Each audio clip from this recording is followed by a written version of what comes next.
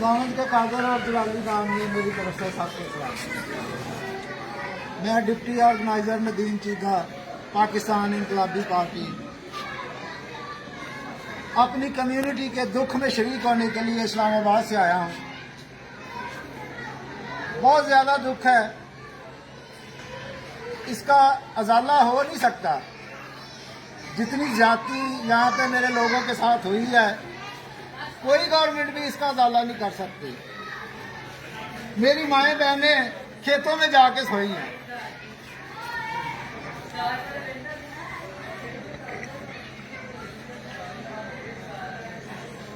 मैं गवर्नमेंट को यह बता देना चाहता हूं, इंसाफ करो। इंसाफ करना पड़ेगा, नहीं तो हम आपका गिरेबान पकड़ के इंसाफ लेंगे। ये जो मुनज़्ज़म सोच के तहत मेरी कम्युनिटी को कमजोर किया गया है ना, इसका अब हम सामना करेंगे, इन सोचों को बदलेंगे। और मेरा अपनी तमाम कम्युनिटी से यह गुजारिश है कि आपके दिलों में ये जो आपने खौफ का बुत बांधा हुआ है ना कि हम कमजोर हैं, हम कुछ कर नहीं सकते, ये बुत को तोड़ दें। इस खौफ के साथ नहीं हमने जीना, हमने आजादी के साथ जीना है, अपने फंडामेंटल राइट के साथ जीना है। खौफ के साथ जिया नहीं जाता, खौफ के साथ सिर्फ टाइम पास होता है। हमने इस मुल्क को बनाने के लिए हमारे बाओ-अजदाद ने जानें दी हैं। क्या हमारा खून लाल रंग का नहीं है? क्या हमारे शनाख्ती कार्ड का रंग ग्रीन नहीं है? क्या हमारे पासपोर्ट का रंग ग्रीन नहीं है?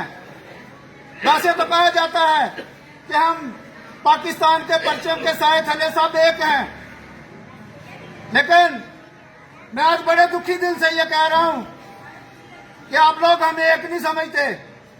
आप लोगों ने हमें धूप में खड़ा किया हुआ है।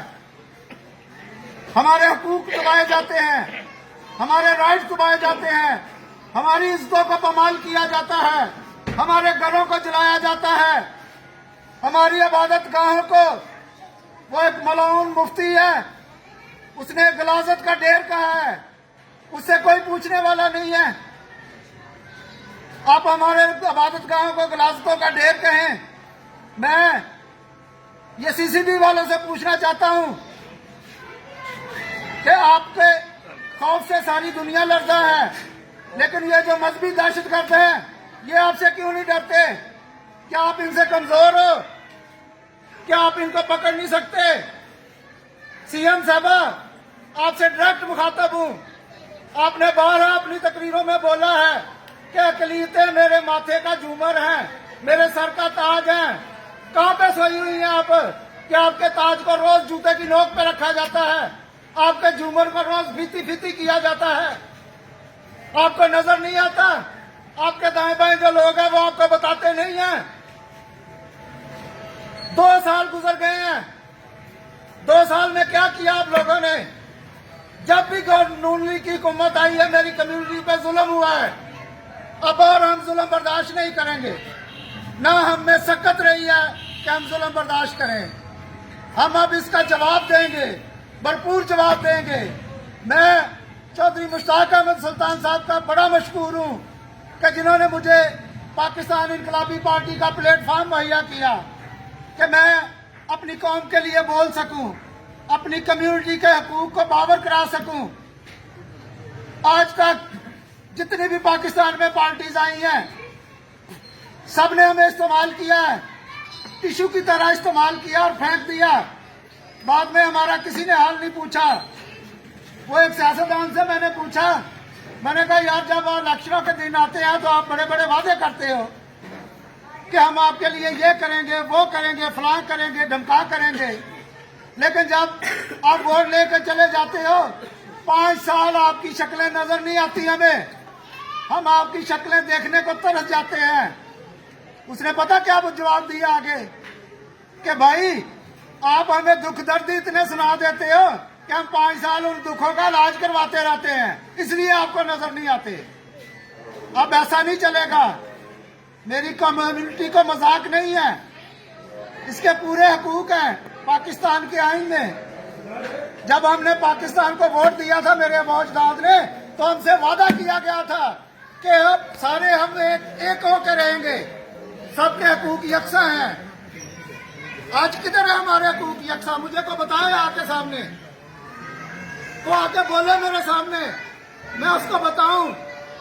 और मेरे सामने से एक वीडियो गुजरी पास्टर शौकत साहब की, कि जिसने वजीर आजम के सामने खड़े होकर कहा कि अक़लियतें महफूज है पाकिस्तान में।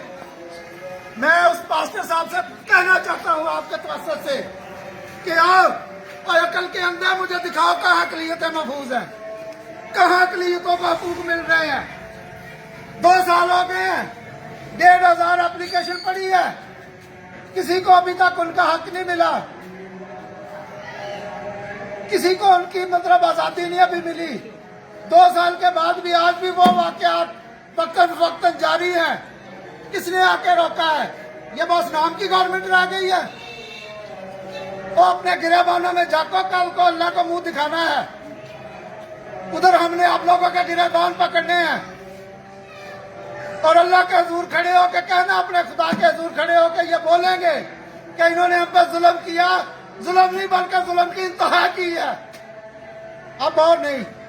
मेरे भाइयों, सब अपने खौफ के बुत तोड़ो, दलेर हो जाओ। मरना एक दिन है, रोड पे चलते हुए एक्सीडेंट हो जाता है, बंदा मर जाता है।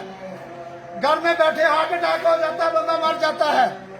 ठीक है, किसी न किसी बहाने से मौत तो आनी है, तो क्यों ना हम अपने हकूक के लिए मरे, अपनी कौम के लिए मरे। चेयरमैन साहब, मैं आपका दोबारा बहुत बड़ा मशकूर हूँ कि आपने मुझे ये प्लेटफॉर्म दिया, मुझे बोलने का मौका दिया और मेरा साथ दिया। क्योंकि मैं जब इस पार्टी में आया था तो मेरा चेयरमैन साहब से पहला सवाल ही यही था कि चेयरमैन साहब, अगर मेरी कौम के हकूक के लिए बोल सकते हैं, उनकी आवाज बन सकते हैं, तो हम आपका साथ देंगे, नहीं देंगे तो आपका रास्ता वो है, हमारा वो है। इन्होंने मुझे यकीन दिलाया और साबित किया, खाली यकीन नहीं दिलाया दूसरे लीडरों की तरह, साबित किया। मैं जहां कहता हूं ये उठ के उसी वक्त चल पड़ते हैं। मैंने इनसे कभी इजाजत नहीं ली कि चेयरमैन साहब मैंने फलां जगह पे जाना है, मुझे टाइम दे। मैं फोन करके ऑर्डर करता हूं कि चेयरमैन साहब सुबह मैं लाहौर पहुंच रहा हूं, आपने मेरे साथ फलां जगह पे जाना है। मैंने वीडियोस देखी है। ओ भाई, अब जागने का वक्त है, अब मुतहद होने का वक्त है, एक दूसरे की टांगे नहीं खींचनी।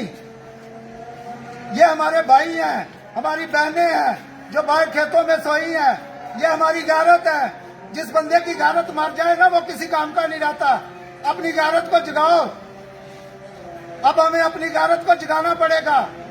हमें अपने यीशु मसीह के नाम पे कुर्बान होना पड़ेगा, तब जाके हमें हमारे हकूक मिलेंगे, हमारे राइट्स मिलेंगे। अभी मैं एक गांव से होके आया हूँ, वहां मुझे बताया गया है कि जब हम इबादत करते हैं तो वहां के मौलाना साहब हमें स्पीकर नहीं खोलने देते। वो भाई, हम कौन सा बुरा काम कर रहे हैं? खुदा को ही तो याद करते हैं। क्या आप लोग खुदा को याद नहीं करते? आप कौन होते हो कि हम हमें खुदा की इबादत करने से रोकने वाले? तो मैं ये पंजाब गवर्नमेंट से भी और फेडरल गवर्नमेंट से भी ये मुतालबा करता हूँ कि जब तक आप हमारे हकूक नहीं देंगे, पूरे पाकिस्तान में ऐसे धरने होंगे, यहाँ तक कि मैं जाती उम्रा के सामने भी धरना दूंगा अपने हकूक लेने तक। मैं आपका घरों से निकलना मुश्किल कर दूंगा। मैंने अपनी जान तली पे रखी है, मैंने अपनी कौम के लिए आवाज उठाई है। मैंने किसी बंदे से वादा करके नहीं चला, मैंने अपने खुदा से, जिंदा खुदा से वादा किया था कि मरना है तो कौम के लिए मरना है। बहुत जी लिया, वैसे डर डर के बड़ा जी लिया, अब डर नहीं लगता। अब मरना है तो अपने हकूक के लिए मरना है। बड़ी मेहरबानी।